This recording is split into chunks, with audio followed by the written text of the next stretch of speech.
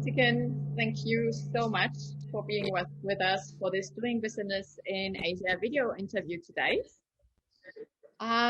David, look, when I got to know you, you were Senior Vice President Asia Pacific for BI Worldwide. And I do realize that you actually just changed role and have just traveled, even during COVID times, to the other side of the world. Did you want to just give us a little bit of an idea about that? Sure, thanks so much. I had the pleasure of living in Asia for nearly 9 years, 5 years in Shanghai, and then the last 4 in Singapore. Fortunately, my wife and I realized we wanted to go home about 3 years ago, and I was fortunate to be able to work on a succession plan with the executive, the CEO, president of our company, and over that time was able to interview and secure a position on our executive team, which is very exciting for me to now be able to focus on global strategy for the company, beyond what I've been doing in looking after our business in Asia Pacific. So one of the excitements is with that role is coming home to the U.S., but a bit bittersweet because we certainly enjoyed our time living in Asia. I think my wife and I both felt like we were going to be moving to Asia to immerse ourselves in Asian culture, which we did, both through travel, culture, religion, and business, all those aspects. But we also learned a lot about many different parts of the world because there are expatriates living in Asia from all over the world. So the richness of that experience combined with learning about Asia and how to operate businesses successfully during challenging times certainly has been a great privilege for me. And also, I will say for my wife, we just recently had our farewells, and I think almost at least every other person always mentioned my wife in their talk about our commitment to the company. It wasn't just my commitment, which that really meant a lot to me, and it meant a lot to her as well. And of course, there's so much you've done in Asia, and I believe that the region that you were looking after really across, where if we just mentioned the offices, rather than the markets, where Australia, of course, with Melbourne and Sydney offices, Shanghai in China, and then the Singapore office, which I believe is the headquarters for APAC. It is. I came to Asia focused on North Asia, and to be frank, to turn around a business that wasn't performing well in North Asia. So I was tasked with making that business profitable, and which we were able to do within 15 months, and that business has been performing at a high level since.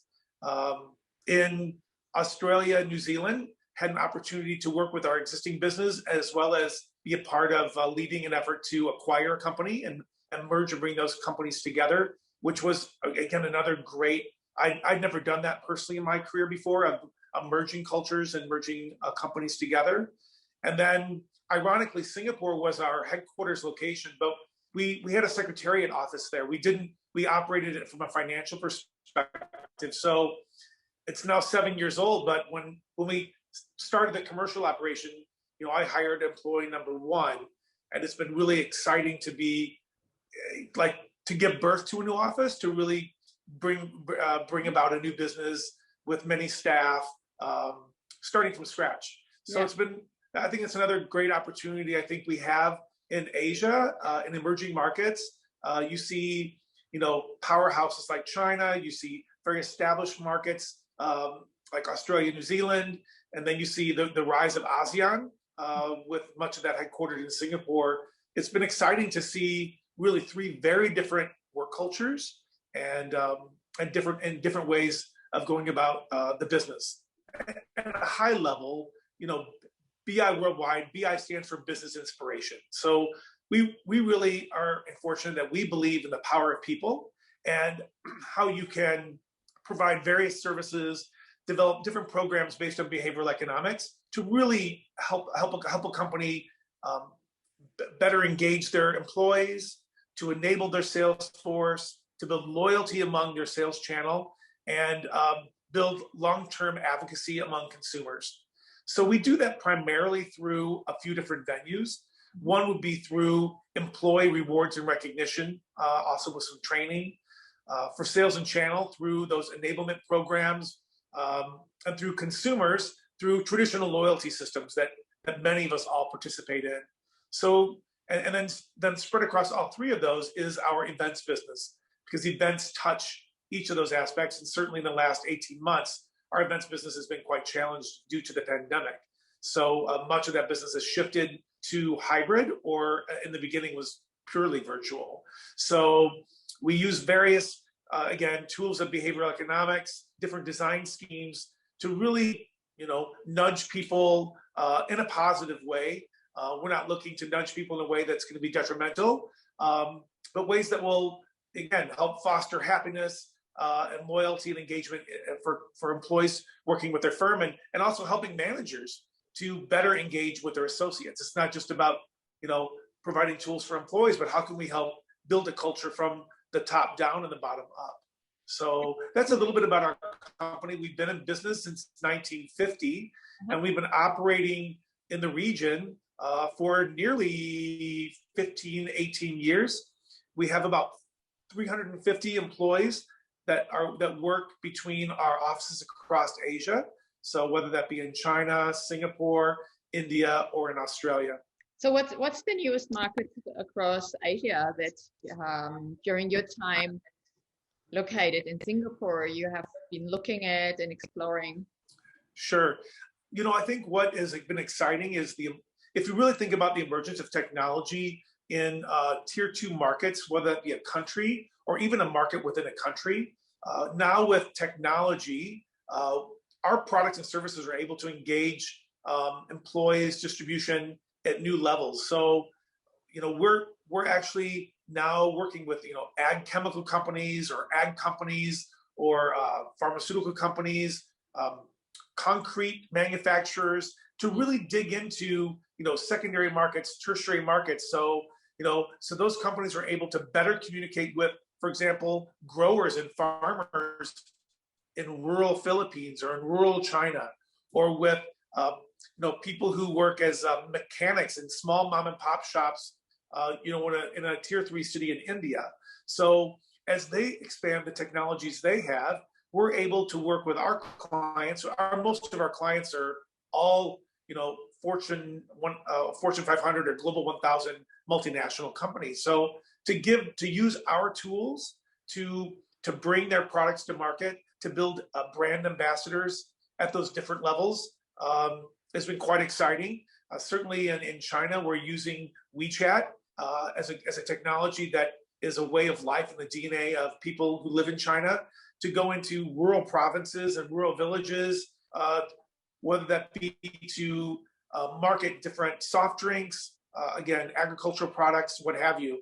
So to me, it's really seeing the emergence of technology, not just in the cities or in the big markets, but really expanding to be able to help focus on the entire economy of a country. So in our employee programs, we're able to now, focus on, people who maybe work in different rural factories, or who are drivers for these large companies distributing goods and products around the country. So when you work with clients in the Philippines, in China, in Singapore, etc., there must be quite a few similarities in your approach, but at the same time also probably differences, customization, fine-tuning. People in different countries and different cultures, there are differences, but I think those differences are what make them unique, and not look different as like we can't work in that manner. So to me, the key is listening and taking the information in, and then distilling it, and then seeing how those unique aspects can actually bring about a more powerful, successful program. But that being said, I think some of the key differences, for example, if we're building a program in ASEAN, and China, it's going to be a mobile-first solution. There, in these markets, there's less differentiation between work and home, and people really look to their mobile phone as their primary mode of communicating with clients and business interactions. Now, when we are designing programs, perhaps more in Australia, New Zealand, it's more of a laptop or computer first. In those markets, people tend to view their work and their personal life as very distinct. So in those markets, much more like Europe or the US, is more mobile second. So we have to be very careful in our product development cycles that we're not relying on products just being built for more Western markets or coming from our headquarters in the US.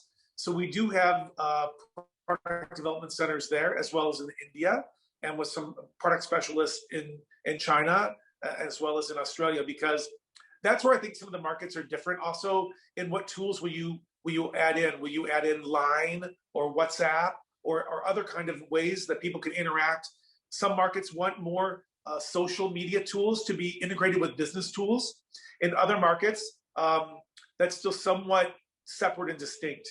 And then naturally, in China, everything we do, most of our work is bespoke work done through native apps or through applications running through WeChat, because that is where they are. So if we would bring in one of our traditional products that didn't have a WeChat integration, I mean, they wouldn't even open the door for us to come in.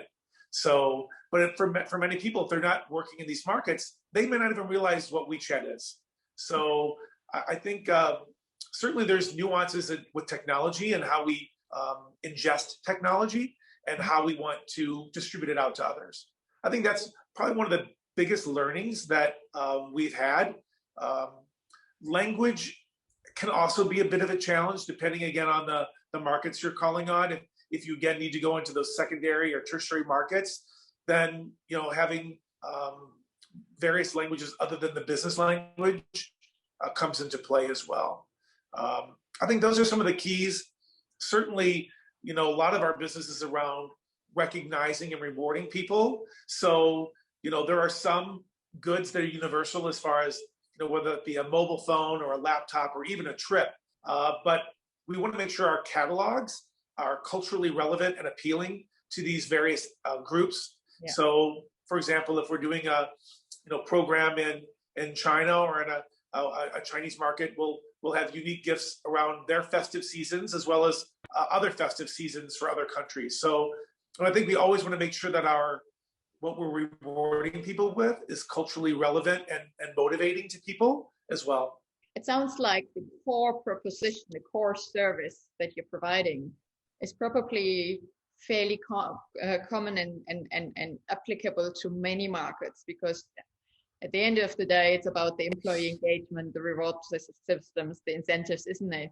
But then you're fine-tuning, in particular, the channels? Sure. I tell people, look, in my Singapore office, we have people of various religions, various nationalities, various creeds, what have you. But the reality at the end of the day is every person who works in our office, they all have a head and a brain. They all have a heart. They all want to provide something better for the next generation, whether it be for their family or their country. And that's where the power of humankind is, that we're more alike. And so to me, it's those differences is what keeps life interesting and keeps it unique, keeps us on our toes. But it shouldn't divide us. It shouldn't separate us.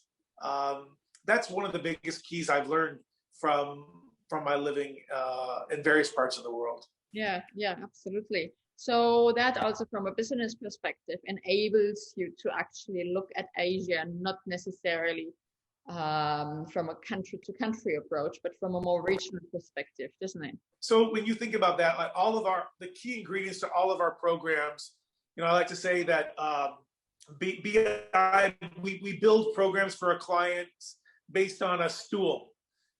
So the four legs of the stool are really key, but the seat that holds them all together is also key. So the four pegs of the stool would be really good push-pull communications, really great two-way communications involved in our programs.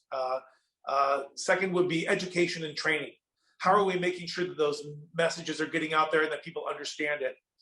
Third would be data and analytics. What gets measured gets managed. I mean, if you're setting goals for people, they need to understand what those goals are. They actually need to help establish those goals for themselves or for their teams. And then the fourth one is the reinforcements. So whether that be tangible reinforcements, intangible reinforcements, rewards, recognition, kudos, those are the four.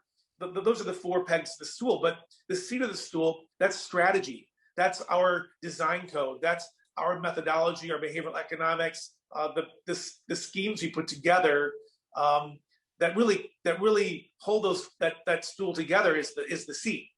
And again, whether it's various countries, those various audiences we target, whether it be again a company's employees or a company's sales force or their channel, all of those pegs of the stool, which are really our disciplines, are essential in each of those markets. So I view that we can apply those again to various countries. So most of our programs are regional. So would have a regional or even global flair.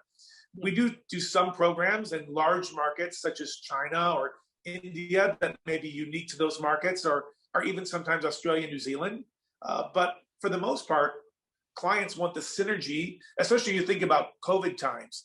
Clients are wanting more and more digital, virtual, compliant solutions. And if they can do that across many countries or many geos, they're able to get economies of scale, also a sense of compliance and fairness, that everyone is operating in a similar manner, and that the rules of the game, the rules of engagement are similar. So, but at the same time, if you need to have some customizations for a market, you can do that personalization by market within a more regional or global scheme. So coming back to those training solutions that you mentioned, what's the main learning, let's put it like that, from a regional basis versus maybe global way, or maybe not versus, maybe it's, what works best across IPAC? One of the things that, in today's day and age, we all are living in a very digital age. I don't know about you, but I know certainly for me, my attention span is much shorter. Things need to be very quick. So most of the training that we're designing is either just in time. So how can I grab the learning when I need it versus maybe when you need it or someone else needs it? Yeah. So how can I develop that learning in a digital format that can be just in time? Secondly, how can I develop that training in a way where it's short and I can apply my knowledge in that training? It's visually stimulating. There might be videos or what have you that keep me engaged and interested. So I like to think of training more as designing not training courses, but training nuggets. Nuggets that I can, if I string together, actually produce maybe a longer course. I think today's day and age, the idea of inviting someone to an hour or 2 hour long training session, I think people may find it as drudgery and they'll lose interest quickly. So I think the biggest learning that we have about our education paths that we design for our clients is keep it short, keep it simple, keep it inspiring to keep people engaged. So is there any particular learning that you have gathered from your many years across Asia and APAC that you're bringing back specifically to global, or that you have maybe transposed to global already and have been adopted in other regions of the world? I mean, I think certainly one of the biggest lessons I've learned in moving from our global headquarters, I came from global headquarters in a more, doing work for our North America company, and I moved to Asia, and I think like many people, many business executives, we make the same mistake. We get promoted into a role for a reason. And so we travel halfway across the world. And what we do is we start acting. We start acting quickly. And while that may seem the natural, right thing to do, I think what I've learned, and from other business leaders that I've talked to across the region, is that it's really important to take it all in, listen, observe, talk to people in similar roles that are now in the region where you're living. And then with that information, then start acting, then start collaborating with your teams to then bring them into the solution, bring them into a more collaborative environment with you. And it's certainly, Asia, Australia, New Zealand is quite different in that regard.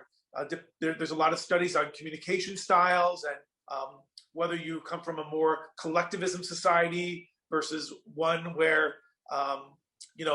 there aren't lines and barriers between leaders and the staff. I think that by listening, observing, you'll be able to gain that insight that will actually propel you more quickly. So instead of acting, you think you just start acting because you got to get going. And what I've learned, and I think from a lot of other business executives I've talked to, is that they wish they would have taken a little bit of time, again, to step back, to learn, to observe, to ask a lot of questions, be a good listener. And by doing that, then propel yourself forward. So I certainly plan to take my own lessons learned from being a business leader in Asia and now being a global leader for my company. I certainly have some ideas that I want to impart, some concepts that I look forward to energizing people around. But I too, in this role, I'm coming back into a global role, not having been at headquarters for nearly 9 years. So I need to listen. I need to observe. I need to see what's going on in the other markets, beyond North America and beyond Asia, the other markets. And so I'm going to take a dose of my own medicine. The universal lesson. Absolutely. Your thoughts on regional integration? So much going on in Asia at this moment in time with PPP, with RCEP, etc. What are your thoughts about that from a business perspective, from your experience across Asia? It's interesting because you see many multinational companies, they go back and forth between a centralized model and a decentralized model. What's interesting is I see more companies, I see many companies doing both. So I see some companies going back to a more decentralized model, giving countries more autonomy to make decisions on their own. Yet at the same time, I see other companies moving the opposite direction. So I think that, businesses ebb and flow in that regard. And it's interesting that I have several clients that are doing both right now. I think it depends on the size of your market. Certainly markets such as ANZ, if I can say you can combine them together. I know sometimes Aussies and New Zealanders would not like to do that, but together they're about a 30 million person market. China certainly is a large market, Japan, India. But for the ASEAN countries, there's big and small, and even some of the larger countries are newer in their business disciplines. So for those markets, I think they find strength in bringing those countries together. Most of them use English as a common business language.